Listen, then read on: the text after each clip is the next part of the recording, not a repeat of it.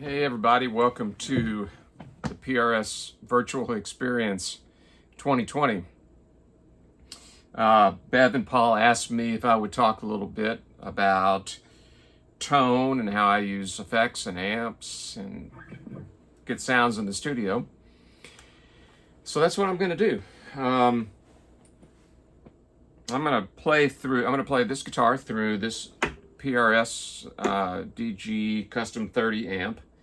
And I've got my smallest pedal board here that I'm going to show you. It's a pedal train nano board. And it starts over here with this Jetter Grissom pedal. The exotic EP booster, the most important pedal on the board, the tuner. An old Arion chorus and a Strymon delay, and then this is the favorite switch to let you get another sound. So it's basically overdrive, boost, warble, delay. That's all there is to it, really.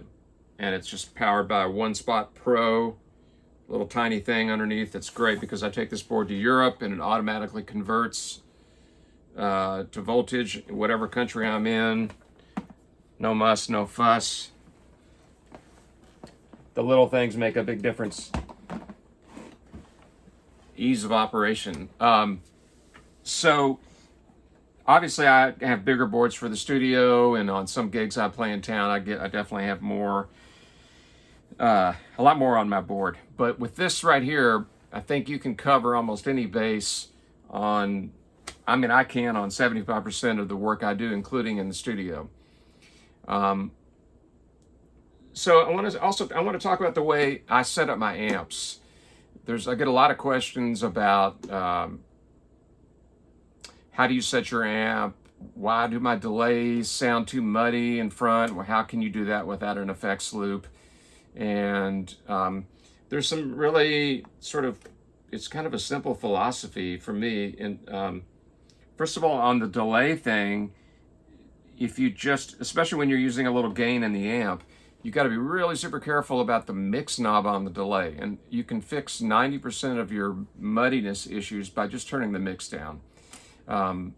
It seems simple, but sometimes the way most delay pedals are set up, that the knobs are so touchy that I have this Strymon almost all the way off, the mix all the way off. And this is what's coming through now. You hear it's a little bit of a slap. And by the way, I'm micing the cabinet in the other room, and what you're hearing is coming through my studio monitors, so that it's not quite as loud as if you were in the room. I also wanted to show you what it sounds like in the studio coming through the monitors.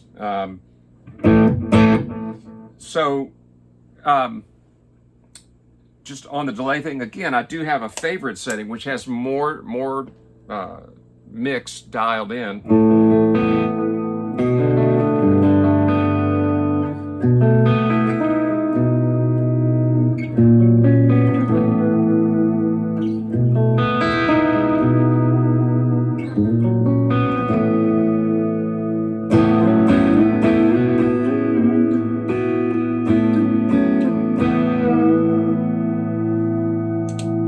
Turn the favorite off.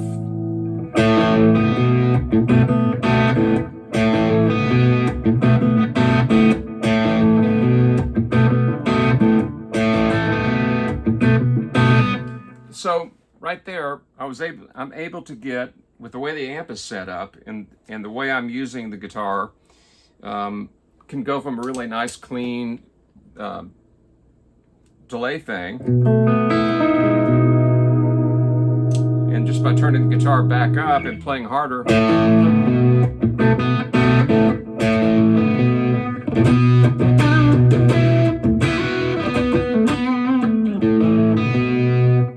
so I've never gotten along with two-channel amps. I've always found that channel switching amps, while they are great for some people, and do not let me talk you out of your channel switching amp if you love it, because we all have our own touch and whatever works for us. All I'm doing is sharing what works for me.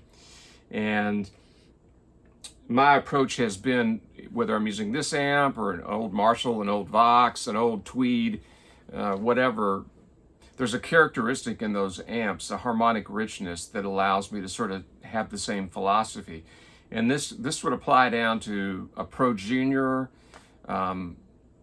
anything that will give you some natural breakup. That's the sort of amplifier I like. I've been like a tweed, and when Fenderland, I'm like tweed, brown, cream, blonde, whatever. When we get to blackface amps, it doesn't do quite what I'm looking for. Now, I can get a blackface tone out of this amp, and I'll show you how to do that later. But what I'm looking for is a setting on the amplifier where I can get the output stage working. And on this amp, it's a 30-watt amp, and the master's almost all the way up. And then I have the channel volume on about 5.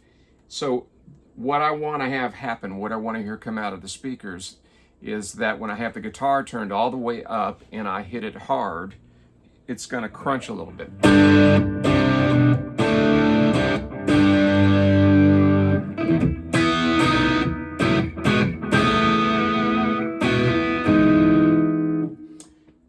So that's kind of what how I dial in the amp when it does that. And then I'll check what I want to make sure that it does is when I turn down to 7-ish in that area, that it'll clean up,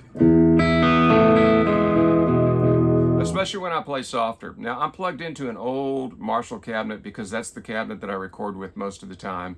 So it's got old greenbacks. They're going to be a little dirtier than most speakers.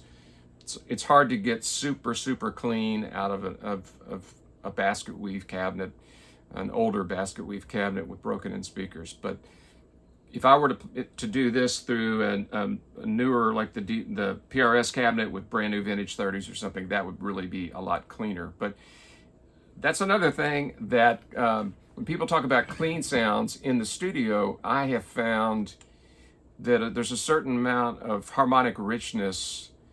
If you have a little bit of breakup, sometimes that doesn't translate as a dirty sound in the mix. So my clean tones are often, if you isolate them, you might hear just a touch of breakup, but they sit in the mix in a really nice place. So the old idea of the channel switching amp where the clean channel was like a brick wall, like a Silverface twin reverb, and then the lead channel is a Dumble Overdrive special, floored, is kind of the opposite of what I'm going for here. I'm trying to get something akin to a 410 Bassman or a JTM 45 starting point. So in effect, by this approach and by using a couple of pedals, I kind of have 4 channels. And I also augment that with the coil tap on the guitar. So again, I'm turned all the way up, the way the amp's set. It sounds like this. Kind of hitting it hard.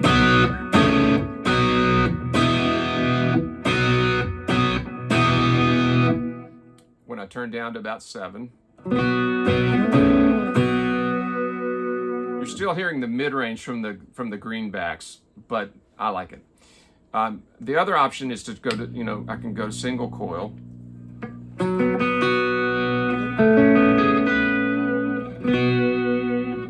And of course I'm right next to my amp so that the single coil is picking up the hum of the amp.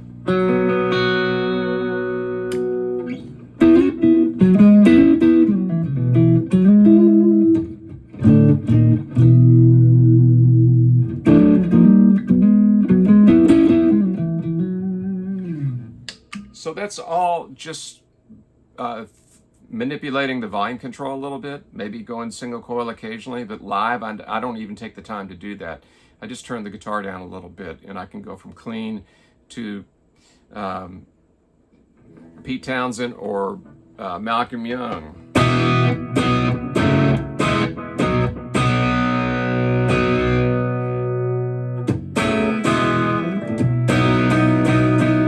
Turn down, I still have.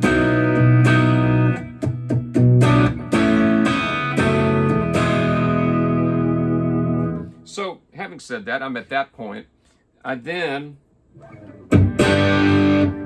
That's kind of like my channel 1 and channel 2. If I want to go to, if I'm playing a solo, or even if I want a line to be a little dirtier, my next step up is the Exotic EP booster. and I've used these things for a long time. I think it's there's something about this boost that other boost pedals don't do. And for me, the key to making this pedal work is to go inside, and the dip switches, there's a vintage mode that you can select. And what that does is it does not increase top end when you hit it. If anything, it maybe rolls off the top a notch, which for me is really something I'm always running away from: too much brightness, too much top end. So that, this pedal, I don't know, it just does something that no other boost pedal I've tried will do. So with it off, turn it on.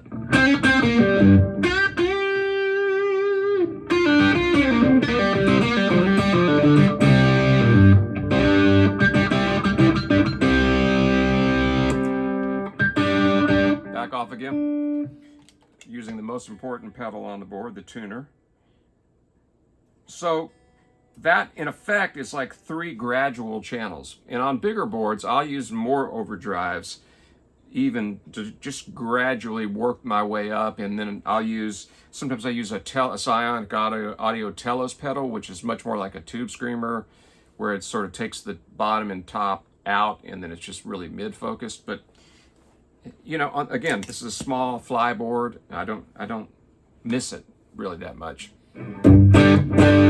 Back to no overdrives on, and so here's the booster, EP booster again. And then my overdrive pedal is this jetter pedal that Brad and I worked on together, and it is basically kind of like the EP booster, being able to add gain in.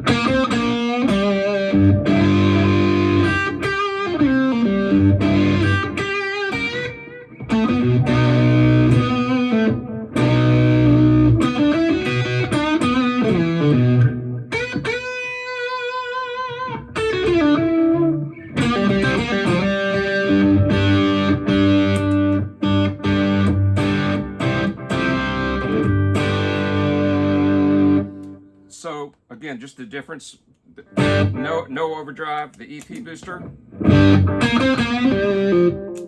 jetter pedal. And I've barely got the drive turned up on that, and that's one thing about this pedal. It's about 10 o'clock. There's a ton more gain if I want it. But so if the volume on 7 is channel 1, the volume all the way up is channel 2, the EP booster is channel 3, the jetter pedal is channel 4. In effect, if I turn, I have a 5th alternative, and that's to turn both the EP booster and the jetter on.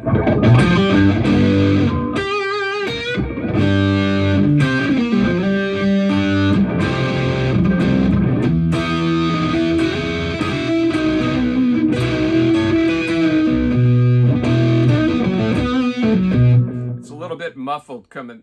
It's kind of woofy. The Marshall, the 25s are a little bit like, whoa, don't do that to me. The thing about the jetter is that you don't lose the bottom end. Some people might want to lose the bottom end. I don't. I like, if I have a choice, I want to keep the same inherent tone that's coming out of this amp that to me sounds really great to start with. So again, choose your amp wisely. And listen for harmonic content in the amplifier. And it doesn't have to be a super expensive amp, although we all love gear. And this particular amp, Doug Sewell and I worked on for a couple of years to design it. And it's proven to be, it's just this right combination of the right amount of gain and the right amount of compression. Too much gain and too much compression, bad, because everything just goes away. So that's another thing. Not enough gain, not enough compression, you end up with the Silverface Twin. That would be the equivalent. That's the way my mind thinks about it.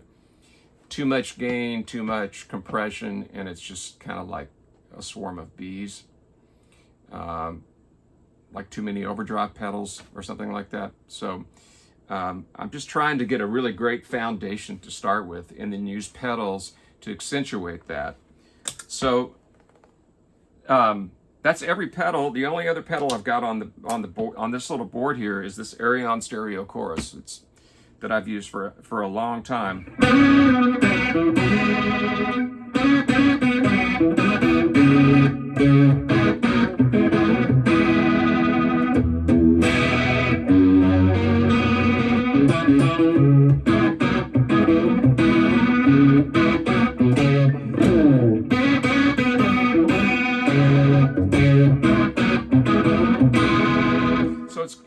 like a Leslie, but not really a Leslie. This is the first version, the SCH1, which I like better, but you got to get them true bypassed. And that may be the only pedal I would ever say that about, because I'm not a huge true bypass. I think that's a whole nother discussion. Some true bypass is good, but I prefer a buffer at the beginning and the end of my chain. That's about a 30-minute discussion. But this little, I had Exactone in Nashville put a true bypass switch, and it allows me to keep it in line with everything else and not screw up the tone. It was kind of the pedal that was ruining that. It's just wiggy when you have it turned off. So again, it's really simple. It's not that complicated, and I'm trying to just get the gear and learn how to use the gear in a way that I can play and translate what I hear in my head to come through the speakers. And my approach is really organic and probably a lot simpler than other people, and it has something to do with practicing, learning how to get sounds out of the guitar. But I think if you rely a little less on pedals and more, get a good guitar and amp that you bond with, and practice coaxing the sound out with fewer pedals, you'll learn a lot more about you'll get to the sound you want to hear. And we all don't want to hear the same sound. We want to hear our sound. So I love this amp and this setup. If I just real quick, I'll show you. If I turn in the back, there has an extra gain stage. If I can figure out which switch where it is, I use it in the boost mode all the time, but except sometimes in the studio, I'll put it on the normal mode, and then I'll put the bright switch on, and then I get this. It's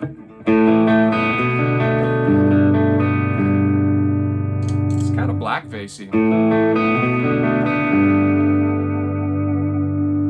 Single coil.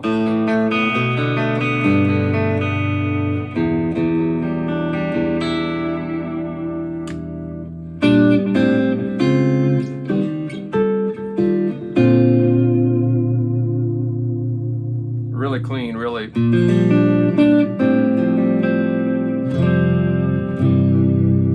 rich.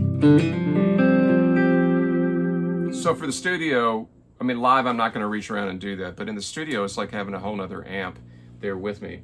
So I hope that helps. I hope that maybe inspires you to see what, you work with the stuff you already have and see if you can maybe use some of those concepts to get some sounds you're excited about. And that's all I got today. I hope that helps, and I wish everybody a safe rest of the year. Take care of each other. Peace.